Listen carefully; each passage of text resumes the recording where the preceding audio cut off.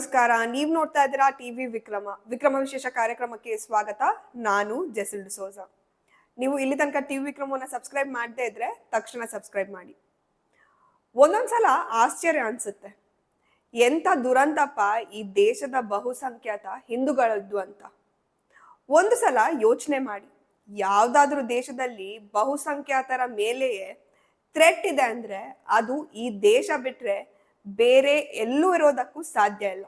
ನೂರಾರು ವರ್ಷಗಳ ಸತತ ಹೋರಾಟದ ಫಲ ಹಿಂದೂಗಳು ಅಯೋಧ್ಯದಲ್ಲಿ ರಾಮ ಮಂದಿರವನ್ನ ಕಟ್ಟಿದ್ದಾರೆ. ಇಡೀ ದೇಶ ಹೆಮ್ಮೆ ಪಡ್ಬೇಕಾದ ವಿಷಯ. ಮತ್ತೆ ಹಳೆ ಪರಂಪರೆಯ ಮರುಸೃಷ್ಟಿಯಾಗಿರೋದಕ್ಕೆ ಖುಷಿ ಪಡ್ಬೇಕು. ಆದ್ರೆ ಒಂದು ಸಮುದಾಯಕ್ಕೆ ಮಾತ್ರ ಇನ್ನೂ ರಾಮ ಮಂದಿರದ ಉರಿ ಕಡಿಮೆ ಆಗ್ಲಿಲ್ಲ. ಒಂದೇ ಒಂದು ಅವಕಾಶ ಸಿಕ್ಕಿದ್ರೆ ಸಾಕು ರಾಮ ಮಂದಿರವನ್ನ ಕೆಡವಿ ಅದೇ ಜಾಗದಲ್ಲಿ ಮಸೀದಿಯನ್ನ ಕಟ್ಟೋದಕ್ಕೆ ಕಾಯ್ಕೊಂಡು ಕೂತಿದ್ದಾರೆ. ಇಷ್ಟು ದಿನ ಏನೋ ಸಿಟ್ಟು ಆಕ್ರೋಶದಿಂದ ಆಡಿದ ಮಾತು ಅನ್ಕೊಂಡ್ರೆ ಈಗ ಅದೇ ಸತ್ಯ ಆಗಿದೆ. ಅಯೋಧ್ಯೆಯ ರಾಮ ಮಂದಿರವನ್ನ ಧ್ವಂಸ ಮಾಡೋಕೆ ಒಂದು ದೊಡ್ಡ ಮಾಸ್ಟರ್ ಪ್ಲಾನ್ ಹಾಕಲಾಗಿತ್ತು. ಆ ಮಾಸ್ಟರ್ ಮೈಂಡ್ ಅಬ್ದುಲ್ ರೆಹಮಾನ್. ಗುಜರಾತ್ನ ಆಂಟಿ ಟೆರರಿಸ್ಟ್ ಸ್ಕ್ವಾಡ್ ಫರೀದಾಬಾದ್ ಒಂದು ದೊಡ್ಡ ದುರಂತವನ್ನೇ ತಪ್ಪಿಸಿದೆ. ಪಾಕಿಸ್ತಾನದ ISI ಉಗ್ರನನ್ನ ಅರೆಸ್ಟ್ ಮಾಡಿದೆ. ಆತನೇ ಈ ಅಬ್ದುಲ್ ರೆಹಮಾನ್. ಫರೀದಾಬಾದ್ ನಲ್ಲಿ ಮಟನ್ ಶಾಪ್ ನಡೆಸ್ತಿದ್ದ ಅಬ್ದುಲ್ ರೆಹಮಾನ್ ಅಯೋಧ್ಯೆ ಸ್ಫೋಟಕ್ಕೆ ಸಂಚು ರೂಪಿಸ್ತಾ ಇದ್ದ. ಅದಕ್ಕೆ ಬೇಕಾದ ಎಲ್ಲಾ ತಯಾರಿಗಳು ಕೂಡ ಮಾಡ್ಕೊಂಡಿದ್ದ. ಈ ಆತಂಕವಾದಿ ಬಳಿ 2 ಹ್ಯಾಂಡ್ ಗ್ರೆನೇಡ್ ಕೂಡ ಸಿಕ್ಕಿದೆ. ಗುಜರಾತ್ನ ATF ಹಾಗೂ ಹರಿಯಾಣದ STF ಆ ಹ್ಯಾಂಡ್ ಗ್ರೆನೇಡ್ ನನ್ನ ಡಿಫ್ಯೂಸ್ ಮಾಡಿದೆ.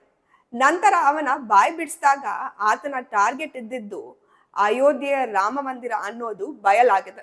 ಈತ ಫರೀದಾಬಾದ್ ನಲ್ಲಿ ಒಂದು ಜಾಗಕ್ಕೆ ಹೋಗಿ ಅಲ್ಲಿ ಒಂದು ಹ್ಯಾಂಡ್ ಗ್ರೆನೇಡ್ ನನ್ನ ಖರೀದಿ ಮಾಡಿ ತಂದು ಇಟ್ಕೊಂಡಿದ್ದ. ನಂತರ ಅಲ್ಲಿಂದ ರೇಲ್ ಹತ್ತಿ ಅಯೋಧ್ಯಕ್ಕೆ ಹೋಗುವ ಪ್ಲಾನ್ ಕೂಡ ಇತ್ತಂತೆ.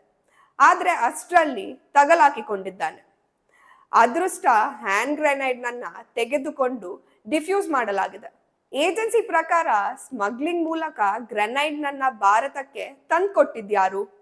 ಪೊಲೀಸರು ಅದರ ಬಗ್ಗೆ ತನಿಖೆ ಕೂಡ ನಡೆಸ್ತಾ ಇದ್ದಾರೆ. ಸೆಂಟ್ರಲ್ ಏಜೆನ್ಸಿ ಜೊತೆಗೆ ಗುಜರಾತ್ನ ATS ಹಾಗೂ ಹರಿಯಾಣದ STF ಕೂಡ ಕೈ ಜೋಡಿಸಿ ಕೆಲಸ ಮಾಡ್ತಾ ಇದೆ.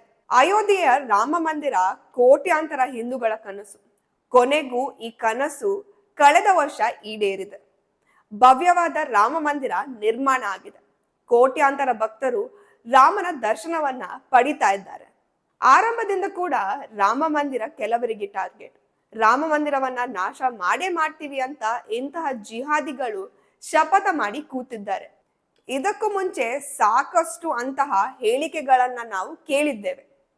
ಬದ್ರುದ್ದೀನ್ ಅಜ್ಮಲ್ ಅನ್ನುವ ಮುಸ್ಲಿಂ ಮುಖಂಡ ರಾಮ ಮಂದಿರದ ಉದ್ಘಾಟನೆಯ ಸಮಯದಲ್ಲಿ ಮುಸ್ಲಿಮರು ಯಾರು ಕೂಡ ರೈಲಿನಲ್ಲಿ ಓಡಾಡಬೇಡಿ ಅನ್ನುವ ಕರೆಯನ್ನ ಕೊಟ್ಟಿದ್ದ. ಇದು ಸಾಕಷ್ಟು ಆತಂಕಕ್ಕೆ ಕಾರಣ ಆಗಿತ್ತು. ಯಾರಿಗ್ ಗೊತ್ತು, ರೇಲನ್ನೇ ಸ್ಫೋಟಿಸುವ ಪ್ಲಾನ್ ಇದ್ರೂ ಆಶ್ಚರ್ಯ ಏನಿಲ್ಲ. ಇನ್ನೊಂದು ಕಡೆಯಲ್ಲಿ OIC ಮುಸ್ಲಿಮರೇ ನಿಮ್ಮ ರಕ್ತ ಕುದಿತಾ ಇಲ್ವಾ ಅನ್ನುವ ಪ್ರಚೋದನೆ ಕೊಟ್ಟಿದ್ದ. ಬರ್ಕದತ್ ಅನ್ನುವ ಎಡಬಿಡಂಗಿ ಪತ್ರಕರ್ತೆ ಪುಲ್ವಾಮಾ ಮಾದರಿಯಲ್ಲಿ ಇನ್ನೊಂದು ದಾಳಿ ಆಗುತ್ತೆ ಅಂತಿದ್ಲು. ಇನ್ನೊಂದು ಮುಸ್ಲಿಂ ಸಂಘಟನೆ 2024 ಒಳಗೆ ರಾಮ ಮಂದಿರವನ್ನ ಒಡೆದು ಬಾಬರಿ ಮಸ್ಜಿದ್ ಅನ್ನ ಕಟ್ಟುತ್ತೇವೆ ಅಂದಿತ್ತು. बाद में उस वक्त के प्रधानमंत्री ने जाकर राम मंदिर का शिलान्यास किया, जो संविधान के बिल्कुल विरुद्ध है. एक ऐसी हिस्ट्री को हमने क्रिएट कर दिया. आज मुसलमान खामोश है. मेरी आने वाली नस्ल, मेरा बेटा, मेरा पोता, उसका पोता 50 साल के बाद, 100 साल के बाद एक हिस्ट्री जब उनके सामने आएगी कि हमारी मस्जिद को तोड़कर मंदिर बना दिया गया, उस वक्त में हो सकता है कोई मुस्लिम शासक हो, कोई मुस्लिम जज हो, या मुस्लिम शासन आ जाए, कुछ नहीं कहा जा सकता. क्या फेरबदल हो सकता है? तो क्या उस हिस्ट्री की बुनियाद पे इस मंदिर को तोड़कर मस्जिद नहीं बनाई जाएगी? बिल्कुल बनाई जाएगी. एक ऐसी परंपरा, एक ऐसी बुनियाद डाल दी है इन लोगों ने. ಆ ಒಬ್ಬ ಮುಸ್ಲಿಂ ಹುಡುಗನ ಮಾತು ಇನ್ನೂ ನೆನಪಿದೆ. ಸರ್ಕಾರ ಬದಲಾದ ಮೊದಲ ದಿನವೇ ರಾಮ ಮಂದಿರವನ್ನ ಹೊಡೆದು ಹಾಕ್ತೀವಿ ಅಂತ ಹೇಳಿದ್ದ. तोड़ूंगा एक दिन, मैं ही तोड़ूंगा उसे, मैं ही तोड़ूंगा. तोड़ोगे तुम मंदिर को? किस मंदिर को? राम मंदिर को हम ही तोड़ेंगे सब. सही बताओ. हमारा सरकार चेंज होती है, हमारा राज होगा. ಇನ್ನೊಬ್ಬನ ಮಾತು ಕೇಳಿ. 22 ರಿಂದ 23 ವರ್ಷದ ಯುವಕ. ನಮ್ಮ ಟೈಮ್ ಬರ್ಲಿ ನಾವು ಮತ್ತೆ ಬಾಬ್ರಿ ಮಸ್ಜಿದ್ ಅನ್ನ ಕಟ್ಟುತ್ತೇವೆ ಅಂತ ಯಾವ ಹೆದರಿಕೆ ಇಲ್ಲದೆ ಹೇಳ್ತಾನೆ. हमारा फिर से दौर आएगा. कब आएगा तुम्हारा दौर? आएगा हमारा दौर, अच्छा, बतला देंगे. कितना टाइम बाद आएगा तुम्हारा दौर? आ जाएगा हमारा दौर. मस्जिद बनेगी फिर से वहीं पर. 100-200 साल तो आने नहीं वाला. कोई बात नहीं, टाइम आएगा हमारा, हम आपको बता देंगे. नहीं आने वाला. आप देख लेना. क्या करोगे, तोड़ के बनाओगे कुछ? टाइम वो तो टाइम पर ही बता देंगे हम आपको. नहीं आएगा टाइम. आएगा. क्या टाइम लाना चाहते हो अपना वैसे? अभी तो हम कुछ नहीं कह सकते फिलहाल. ರಾಮ ಮಂದಿರದ ಮೇಲೆ ಜಿಹಾದಿಗಳು ಒಂದು ಕಣ್ಣನ್ನ ಇಟ್ಕೊಂಡು ಕೂತಿದ್ದಾರೆ. ಇದರ ನಡುವೆ ಒಂದು ಆತಂಕದ ಬೆಳವಣಿಗೆ ರಾಮ ಮಂದಿರದಲ್ಲಿ ನಡೆದಿದೆ. ಹಾಗಂತ ಜಾಸ್ತಿ ಟೆನ್ಷನ್ ಮಾಡ್ಕೊಳ್ಬೇಡಿ. ಮೋದಿಜಿ ಹಾಗೂ ಯೋಗಿಜಿ ಇರುವವರೆಗೂ ಅಂಥದ್ದೇನು ನಡೆಯೋದಕ್ಕೆ ಬಿಡಲ್ಲ. ಟಿವಿ ವಿಕ್ರಮ, ದೇಶ ನಿಮ್ಮ ಕೈಯಲ್ಲಿ. ಈ ಕಾರ್ಯಕ್ರಮ ನಿಮಗೆ ಇಷ್ಟ ಆಗಿದ್ದಲ್ಲಿ ಲೈಕ್, ಶೇರ್ ಹಾಗೂ ಕಮೆಂಟ್ ಮಾಡಿ. ಟಿವಿ ವಿಕ್ರಮದ ಕಾರ್ಯಕ್ರಮಗಳನ್ನು ನಿರಂತರವಾಗಿ ವೀಕ್ಷಿಸಲು ಸಬ್ಸ್ಕ್ರೈಬ್ ಮಾಡಿ, ಬೆಲ್ ಐಕನ್ ಒತ್ತಿ.